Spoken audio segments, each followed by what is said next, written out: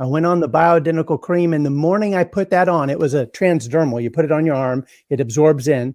The moment I put it on, it was like a cup of coffee. Suddenly I had energy and I felt fantastic. I was standing up straight, my chest was out and I felt incredible.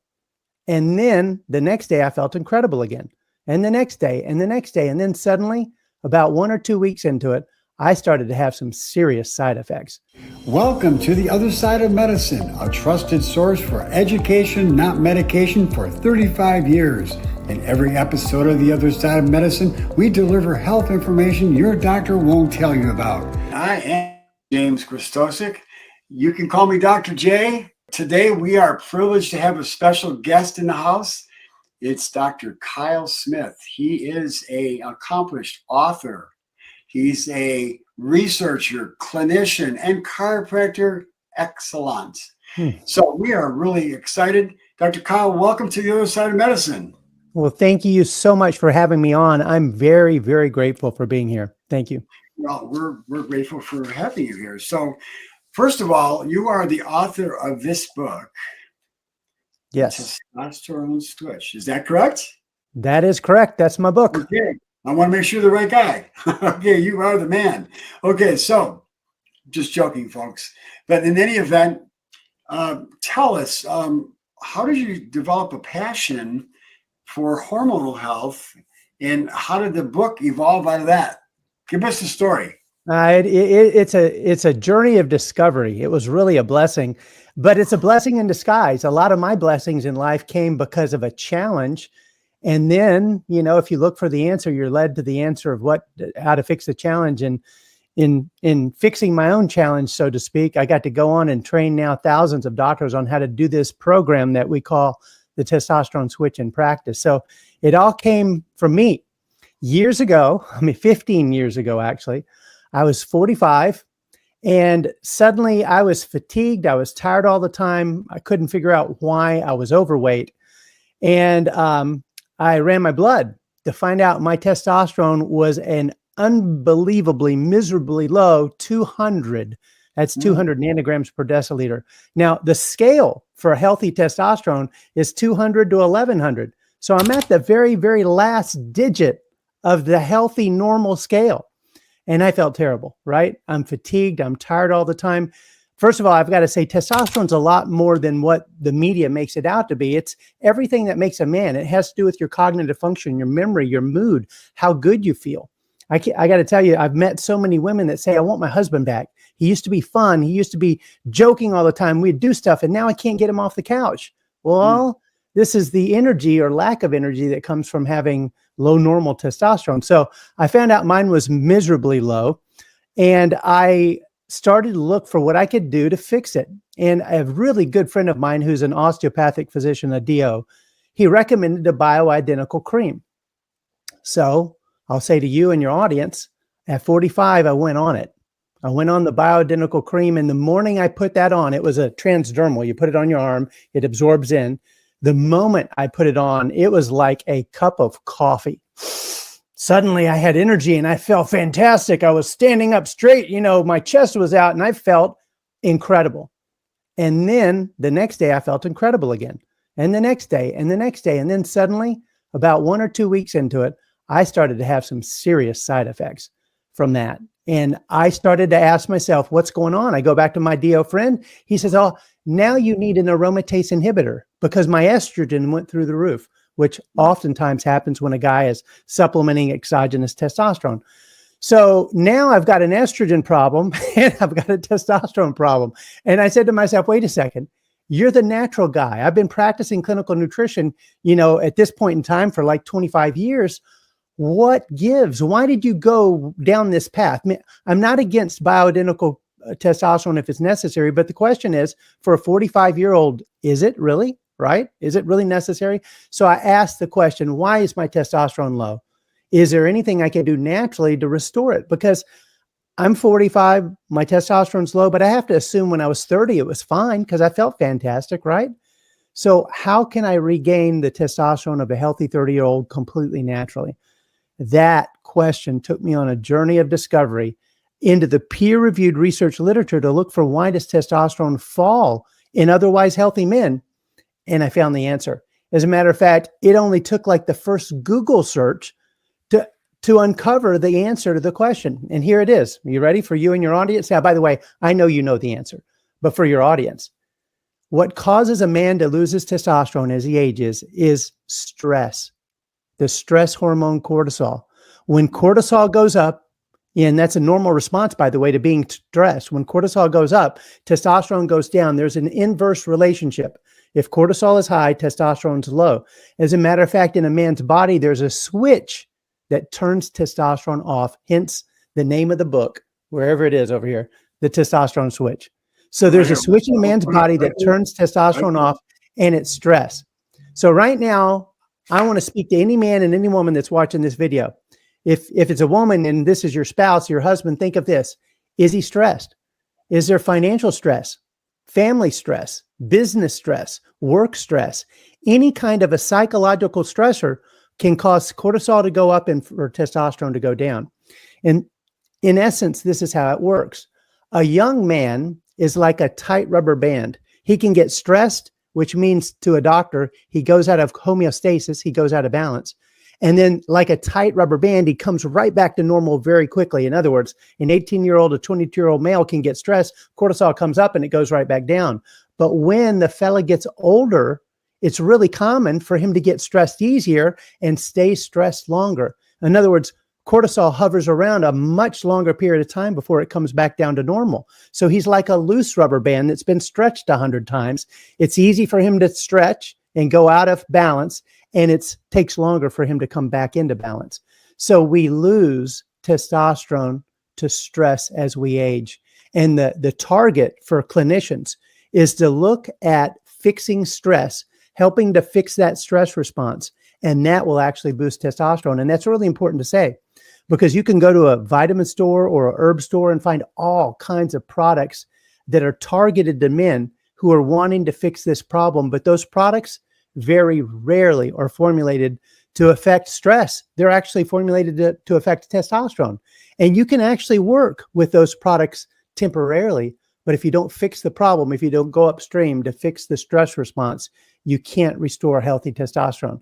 So I'll end my introduction with this. Well, yeah, before you go on there, I just want to interject something here. I think when you were prescribed this testosterone cream, yep, that was treating the downstream effects. Right. It wasn't upstream, wasn't fixing the problem. No. And that's the key element here that we're talking about, folks, is Dr. Kyl's talking about finding the root cause, going upstream to find the root cause rather than treating the symptoms. So yeah, sorry for interrupting you, but I really want to make that point. And by the way, I want to say again, I'm not against exogenous testosterone like the bioidentical cream if it's necessary, but to the degree a young man or a healthy middle-aged or not middle-aged anymore man can restore testosterone like he was 30 again, I want to go the natural route as long as I possibly can. Well, the body will make its own testosterone if you correct the underlying cause. There's got to be some kind of a glitch, some kind of a problem. Yep. And so we're talking about the underlying cause, and that is cortisol. Cortisol is the testosterone switch that turns testosterone off. So what I do is I teach clinicians, I teach doctors how to help their patients fix that cortisol switch, which is the testosterone switch. And to the degree you can rest and repair that and recreate its resilience, if you will, you can restore a guy's testosterone. Okay, well, let's talk about because we're not talking to doctors right now. We're talking to people. We're talking to the average person, the male who's struggling, who's got a lot of stress in their life. And, they got the financial stress. They've got the, the stress of the family. They got the stress of, all the things in the world that we've got today. How do they manage the stress? What are some of the practical things that people can do to help that? Okay. So in managing stress, the first and foremost thing that you need to do is eliminate the stressor, which is a lot easier said than done in life, right? Especially if it's a guy and it's work stress, job-related stress, maybe relationship stress at work. You don't like your boss. You don't like the tasks that you're tasked with doing every day. These are mental stressors that can cause your stress hormone to go up. So it's repositioning your attitude towards that, which is, again, a lot easier said than done. So in the testosterone mindset. Yeah, it is the mindset. It really always is. And, one of the things I like to do is practice gratitude. In any situation, there are things that you can look for to be grateful for. And to the degree you're enhancing your perception of gratitude, it's really impossible to be in fear, worry, doubt, and insecurity while you're being grateful. They just doesn't happen at the same time. So part of it is practice focusing on those attitudes and those thoughts that are in your life, those things that you're thankful for. On the other side of this, in the Testosterone Switch book, I recommend a supplement. And it's a really neat supplement because there's a long history of safe use, and it is called phosphatidylserine. And what I share in the Testosterone Switch book is the active daily intake of 600 milligrams a day has been shown to enhance testosterone in otherwise healthy men who are exercising every day. So there's a couple points. There's taking the right amount of this ingredient, phosphatidylserine, and it works in conjunction with, or rather in synergy with, exercise.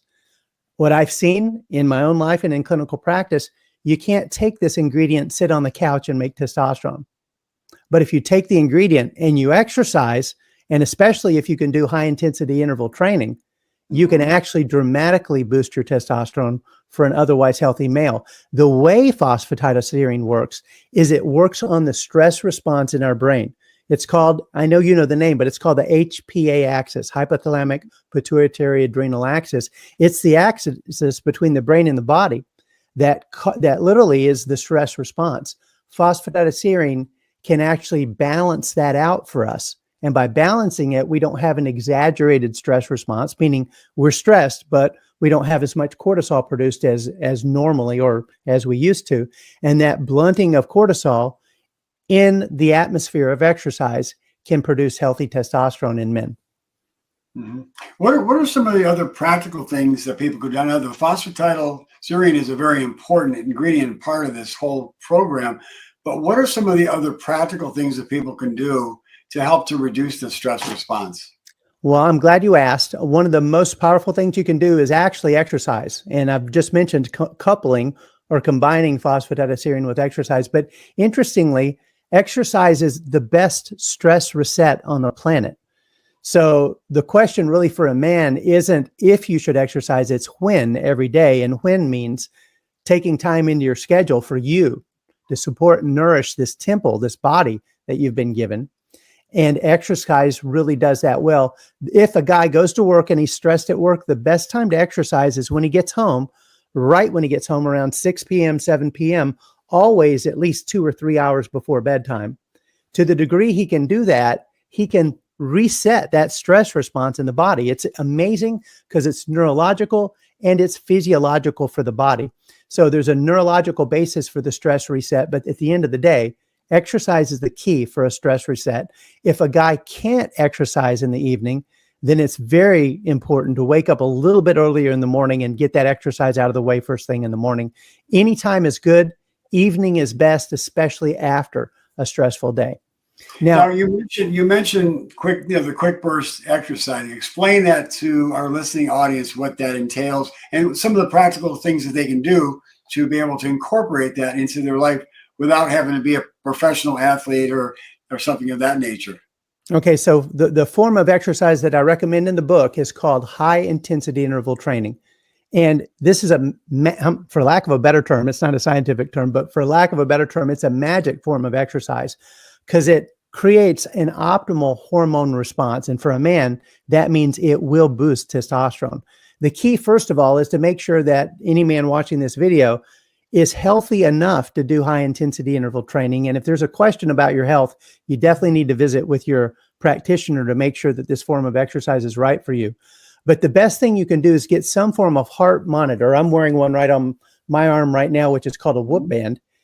You've got a heart rate monitor, and it will tell you based on your age where your 80% of your maximum healthy heart rate is and 90%.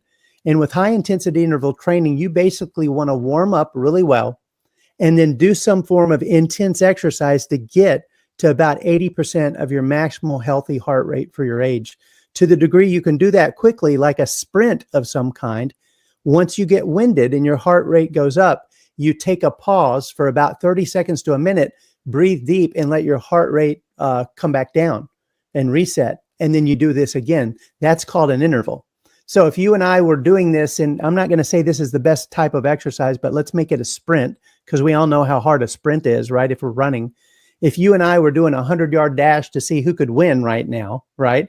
And we're healthy enough to do that exercise and we're all warmed up, we're going to exercise to our full capacity for running for 100 yards. That will get your heart rate up to 80% super fast, right? You'll get super winded, and you stop once you're winded, let your heart rate recover as you're breathing deep. That is called one interval. The beautiful thing is what we've seen is in science, if you exercise just 10 minutes a day with high intensity interval training, you can dramatically improve testosterone. And by the way, set off a whole cascade of positive reactions in your body from exercising in this way. But it really is all about intensity. Yeah. Now, not everybody listening is going to be able to do sprints. So what are some other alternatives to that to be able to accomplish the same thing? There are a number of exercise machines that are very low impact on the joints, and you don't have to be running, because running could be dangerous. A VersaClimber is my favorite. That's a torture machine that I know you're familiar with. Recumbent bike will work. Stationary bike, an elliptical machine will work. Anything where you can start moving your upper body and lower body at the same time with intensity.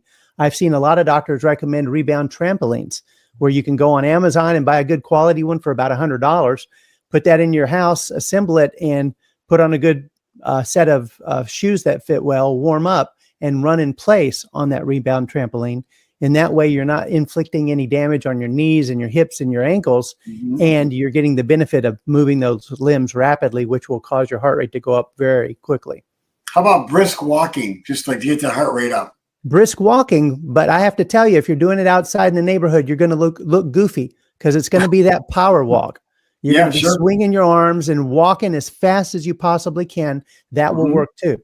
And as you know, it'll set off a burn in your legs, and that's a good sign that you're working your maximum capacity. And I'm glad you brought that up. Now that we're moving into spring and summer, you can get in the swimming pool with a kickboard, kick as hard as you possibly can for a minute. That will do it for sure. And of course, that's probably the friendliest form of exercise, because you're definitely not putting any stress on your joints. Well, those are all really good practical ways. So thank you for that. That's a very valuable tool right there to be able to do. And you don't have to spend a lot of time. That's the neat thing about it. Yeah. 10 minutes, anybody can do that. 10 minutes. And again, we're looking for an optimal hormone response. 10 minutes, if it's high intensity interval training, it's all you need to do to produce a maximal testosterone response, especially in the environment of phosphatidylserine. Wow, this is good stuff. So let's move on and talk about some of the other things that you recommend in the book. Okay, so the first and foremost one is phosphatidylserine. And I just mentioned the daily intake or dosage, 600 milligrams a day. If you go into Google and you do a search on testosterone and phosphatidylserine, you'll pull up the first study that I ever saw. That was a double-blind placebo-controlled trial showing that amount of phosphatidylserine produced that kind of result in exercising men. And by the way, the beautiful thing is, in this study, the men were doing moderate intensity exercise. Now, interestingly, they were college-aged men. So their idea of moderate exercise is what I would call maximal exercise. But at the end of the day, moderate to high intensity exercise is what produces the optimal testosterone response with phosphatidylserine. The second ingredient that I recommend is called ashwagandha. Ashwagandha is an Ayurvedic or Indian herb, a long history of safe use. And this is an amazing ingredient because it itself can help reset your stress response. And interestingly, that ingredient, ashwagandha, has actually been shown to improve sleep quality. And here's a key. To the degree you can improve sleep quality in an otherwise healthy man, you actually can improve testosterone production. Matter of fact, it's worthy of saying you can't be short on sleep every night and be expecting to be making your maximal healthy amount of testosterone. Men need, according to the science, about 7 solid hours of good sleep every night to make testosterone. If you fall short of that, you're actually lowering your total body level of testosterone. So sleep is important, and ashwagandha fits into the picture because it can improve sleep quality. By the way, exercise especially high intensity interval training, can improve sleep quality too. So if you're going to combine these things, the phosphatidylserine plus the ashwagandha plus exercise every day, you're really moving in the direction of supporting a healthy stress response and raising testosterone because of that. Mm-hmm. Well, another really powerful method to be able to help to reduce the stress response is deep breathing. You mentioned breathing while you're exercising, but just doing deep breathing exercises a couple, 2-3 times a day will dramatically help to reduce the stress response as well. That is very true. That's true. Yeah. Okay, Yes. so let's talk about some of the other things that you mentioned, because we're going to make sure that we get everything we want for the individuals who are really serious about following this program. We want to give them everything that they're going to need to have to be able to move forward and get all these benefits we're talking about. So what else do they need to do? Okay, the third one that I recommend that I found was super important for me and has been important for other men as well is to take a look at your estrogen levels. A man needs healthy levels of what's called estradiol, which is the major circulating estrogen in men and women. Of course, men have a lot less of it, but it's actually important that men maintain a healthy level of estrogen. If you're overweight or if you're eating bad carbs, and I know you wrote the book about bad carbs, right? Your estrogen levels can carbs from heaven and carbs from hell. Right, exactly. Well, if you're eating the wrong kind of carbs and or you're overweight, especially around the midsection, doctors call that central adiposity, means you've got a lot of adipose or fat tissue around your midsection. Well, that adipose tissue, when you're stressed, makes aromatase. And when aromatase goes up, a man's healthy testosterone gets spun right into estrogen. So the issue is young men typically never have high aromatase, and therefore they have high testosterone. But as men age, it's very common. I don't want to say it's normal, but it's very common for aromatase to creep up, especially the heavier they are in the midsection. And to the degree that goes up, testosterone gets spun right into estrogen. So they lose testosterone to estrogen. The main thing that guy needs to do is lose weight, especially around the midsection. But again, oftentimes easier said than done. What you can do immediately if you find out your estrogen levels are too high is you can take pomegranate extract. Now, I'm not talking about pomegranate juice. There's a lot of sugar in that juice. I'm talking about pomegranate extract. And there's a brand I like called Pomelo that has a whole lot of active ellagic acid and what they call punogalactans. And these are interesting ingredients because they actually spin in a healthy gut into urolithins, and the urolithins drop aromatase. So the interesting thing is pomegranate has constituents that in a healthy gut spin into urolithins, and the urolithins again drop aromatase. It's really neat. You can take this ingredient once or twice a day, and it will very potently reduce estrogen by reducing aromatase. Wonderful. That's really good practical tips there. So the pomegranate also is beneficial for helping to increase the beneficial bacteria in the gut. That actually helps people to keep their weight down as well. So, the Akkermansia, it's a bacteria that grows when you have the pomegranate elements that you mentioned. Mm-hmm. So it's good for your gut. It's an ingredient I've supplemented with now for 15 years, and it's kept my estrogen, personally, it's kept my estrogen in check. And this is an ingredient that you can dial up and take more of it to have a higher effect on that, or dial it down. But it's very effective. I've seen it, in my opinion, I've seen it to be very effective at reducing estrogen by reducing aromatase.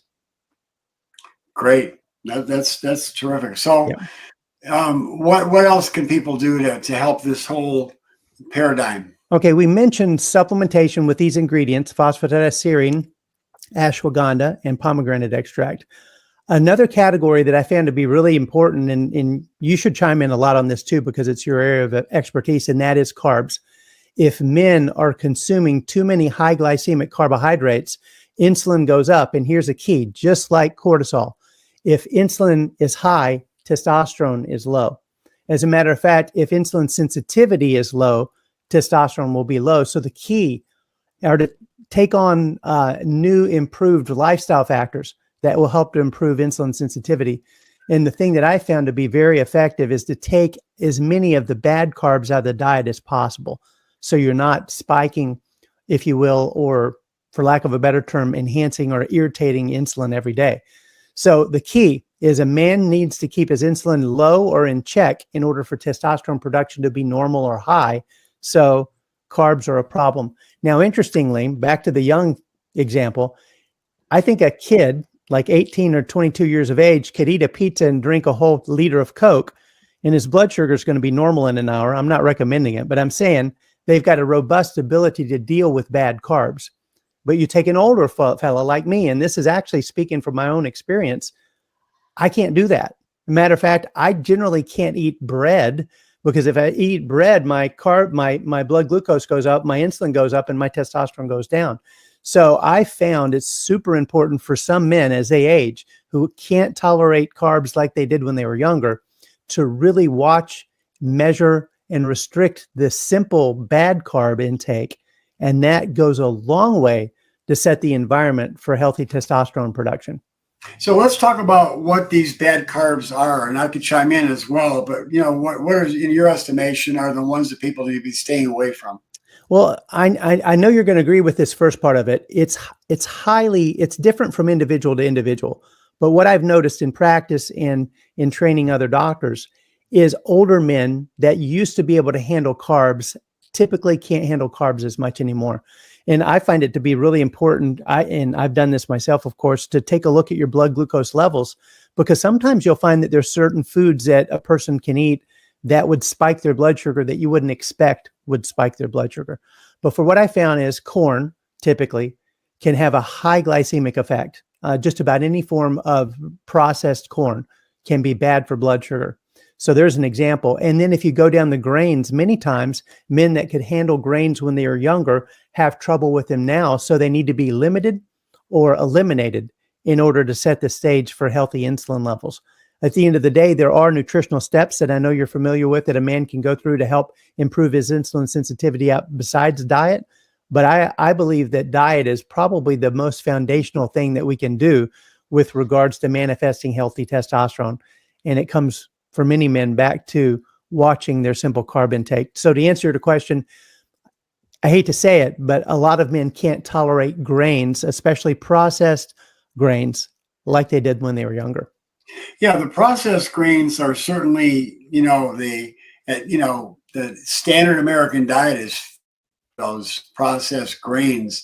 God has created these foods that we have taken through industrialization and created foods that are basically acting like simple carbohydrates. The United States Department of Agriculture has done studies, and they found that, of course, we all know that white sugar and those type of carbs are really bad. But when you take white flour, when you take white rice, and you take refined corn or any of the refined products, they found at the USDA that they acted just like the sugar, Right. like the cane sugar or the fructose. So that is one of the biggest culprits. And I think we've gotten away from the common sense things. And that's one of the big things we talk about here on the other side of medicine is there's three major principles that we talk about in everything we do here on the other side of medicine. That's common sense, and that's science, evidence-based information, which you're providing today, and then cooperation with nature. And if we can do those, we can really clear up a lot of problems. And when we're talking about the grains, that is one of the biggest problems, is that we have adulterated, we've corrupted what God has created in this beautiful system that God has created with whole grains that are low glycemic. But what's happened is because we have corrupted the food supply, we've just abused our bodies by eating so much sugar and so many chemicals in the system. We've caused problems in the gut, which then next leads to, as you know, the leaky gut, which then leads to problems with food sensitivities.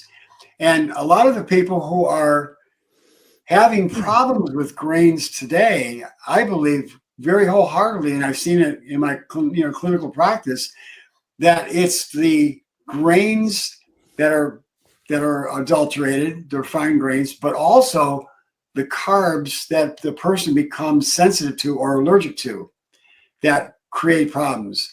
And have you noticed that, or do you do anything testing with food sensitivities at all? I have in the past. In the past, I was a huge fan of doing testing for food sensitivities. What I've done is swung way conservative and just have everyone take the refined products out of their diet, period. Oh Because yeah, absolutely. I'm all for that. But I'm saying I think a lot of people are eating all grains when they could, in fact, get rid of the grains that they're sensitive to and still have and eat other grains. That's what I found clinically, yes, and still be healthy. yep. And I'll share with you, and I'm ultimately wanting to share this with your listeners. I think that the most exciting emerging area of science that I've ever seen is what you're onto right now. And it's this: those whole grains that have everything that God created in that grain still present, from the bran to the nutrients to everything. They digest so differently that they actually, much of their weight is there to feed the microbiome, the healthy flora in your gut, more than they are to feed you.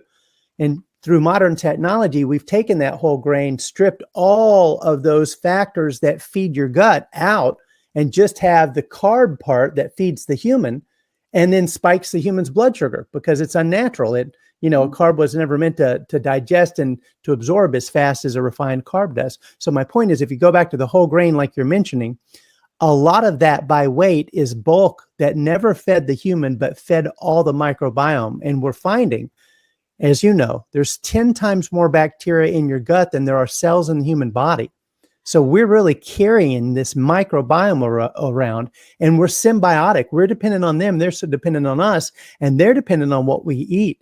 And to the degree the food that we're eating every day is refined, they're starving. And a lot of the healthy populations will die away, which means our gut can't function like God intended to begin with.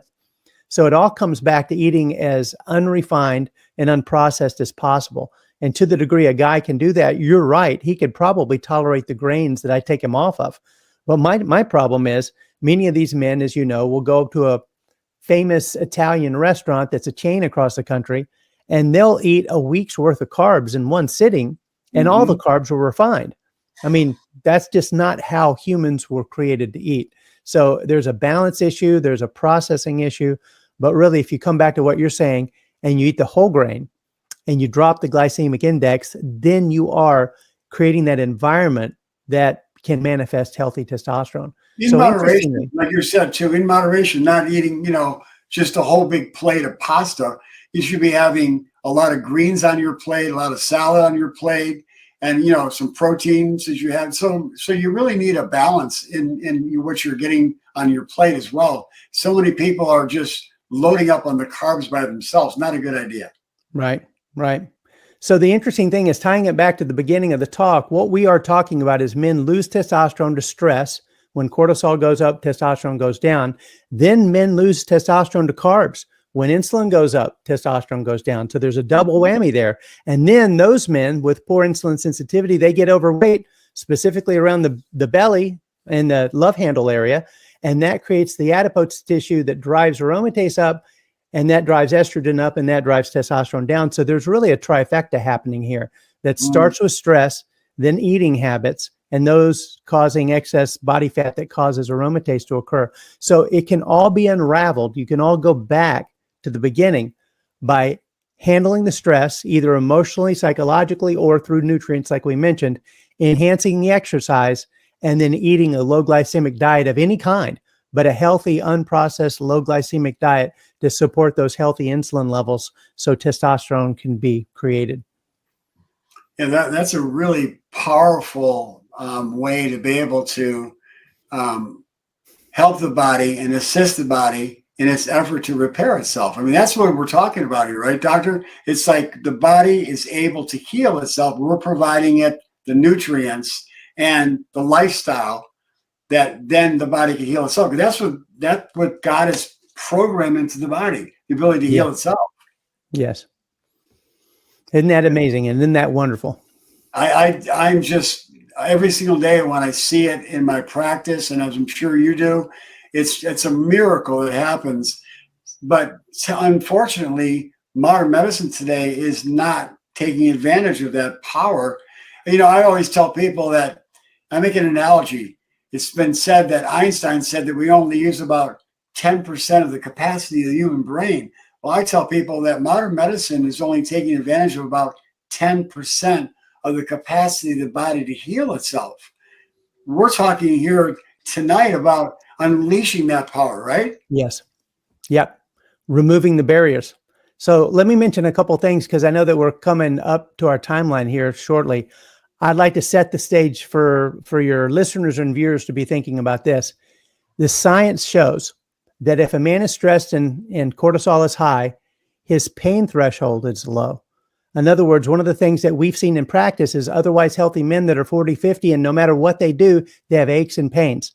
These guys could invest in a $10,000 mattress and they still are tossing and turning because their shoulder hurts and their hip hurts and this hurts and the pain never goes away. My point is, if cortisol is high, your pain threshold goes down, meaning it's easier for you to manifest and feel chronic pain. And guess what? If testosterone's low, it aggravates it. And guess what? If aromatase is high and estrogen's high, it aggravates it again. So you've got a trifecta on what's called nociception, and that's the perception of pain.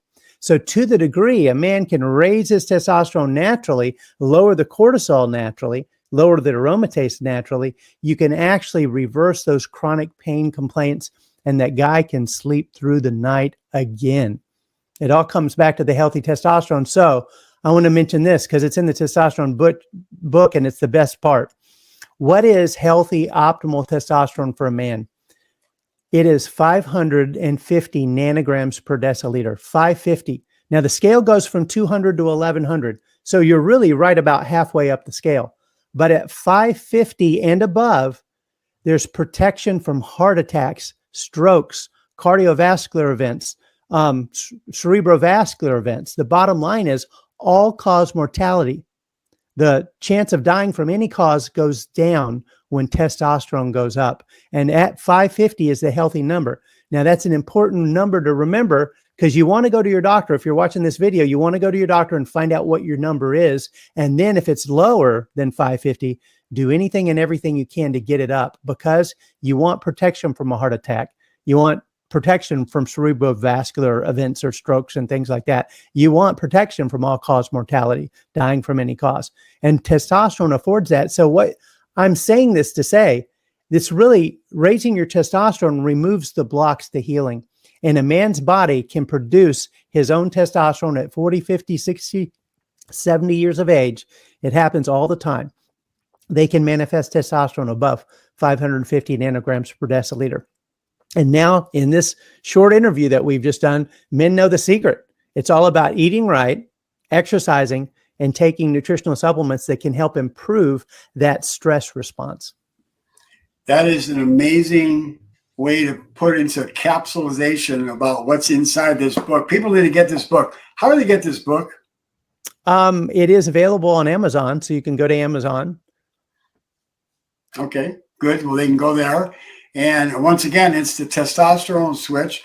Yes. Give us just a synopsis of all the benefits you get when you do all these things we're talking about tonight. Well, for a man, the part that really excites me is the fact that he wakes up and he feels alert and he's got energy that lasts throughout the day like he did when he was younger. He goes to sleep and he sleeps better. He wakes up feeling refreshed, and that cycle continues, which means he gets more done. He's the guy that's fun like he used to be. And if a guy's fatigued watching this and they're tired all the time, you need to be looking at testosterone because it's likely that foundational hormone that makes a man that's lower than it should be. And you've just heard that there are natural steps you can take, exercise being one of them, that can significantly and even in some cases dramatically improve testosterone for otherwise healthy men. Well, a lot of guys listening right now are going to say, well, is it going to be able to help my libido? Let's talk about that. We can't leave that unturned, Well, that's what the media wants you to think testosterone is. And I understand that, but you have to at least mention it. Well, it does have everything to do with libido and capability. the libido, the desire, and the capability of performing. Testosterone has to be present for both of them. And if it's low, that can be a significant problem. The thing I want to share about testosterone is that's important, and it's maybe the one thing that might motivate a lot of men, to be honest with you. But at the end of the day, it's so much more. I actually have a list. This is low normal testosterone symptoms. You ready? It's associated with reductions in energy, motivation, initiative, self-confidence, concentration and memory, sleep quality, muscle bulk and strength, diminished physical or work performance, also feeling sad or blue, depressed, irritable, increased body fat, and body mass index. Those are all symptoms of low normal testosterone. So now we know. Go here. One last question before you leave. I know you got to go. You've got to run. You've got some appointments to take care of here. One last question. I want to ask you, what do you feel is the best testing method to test testosterone? Okay, my favorite is serum, blood. And you can find that at directlabs.com. And in 48 of 50 states, all you have to do as a consumer is take your credit card and go buy a testosterone test. On the other side of the shopping cart, they show you all the blood draw locations in your area. And they're like McDonald's. They're everywhere. You don't see them because they're in strip shopping centers. But, basically you're going through LabCorp or Quest or other labs that are pulling serum. I like total testosterone for the total serum pull. Free testosterone and estradiol as being the three that you take a look at. It's not expensive. Blood is outrageously accurate. Saliva, if it's a good lab, can be a method of testing, but you can't look at total testosterone with a saliva test. You can only look at the free. And the 550 nanograms protective level that I quoted earlier is the total testosterone. So from a clinician's point of view, you want to look at total testosterone, free testosterone, and estradiol. And generally for each of them, make sure they're about halfway or 3/4 up the healthy scale.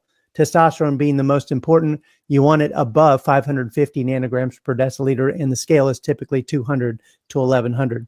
Sidebar, because I want to mention this, and I forgot to, normally I do. There's a problem, in my opinion, with that healthy scale, and it is this. A guy could be 200 like me, and he's normal.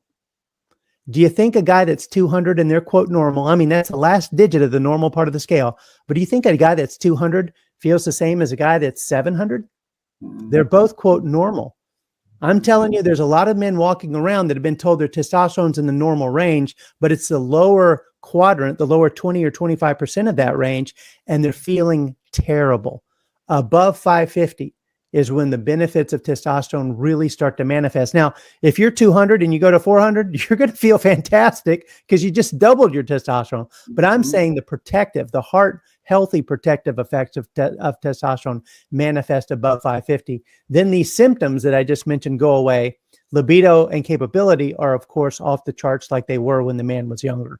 So in this talk, we've learned it's diet, low glycemic, antioxidant-rich diet, exercising just 10 minutes a day, high-intensity interval training, and nutrients to help support a healthy stress response, and making sure your doctor approves this for any individual that's watching that may have a health condition or be on some form of medication.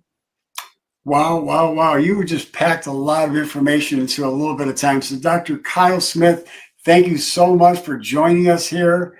It's been a pleasure. We'll have you back again, I'm sure. We'll talk about other health issues, but this one here, you really hit the nail on the head, really in a very, very succinct way. So thank you so much. Wow. And I bid you a great evening, and God bless you. Well, let me say I appreciate you and all that you do, and thank you so much for having me on tonight. I appreciate it. Okay, everybody, that is it for The Other Side of Medicine. We will see you next week. So until then, make sure that you take time to do something to improve. Make progress. It's not about perfection. It's about progress. So until then, God bless you. Here's to your health. Thank you. Good night.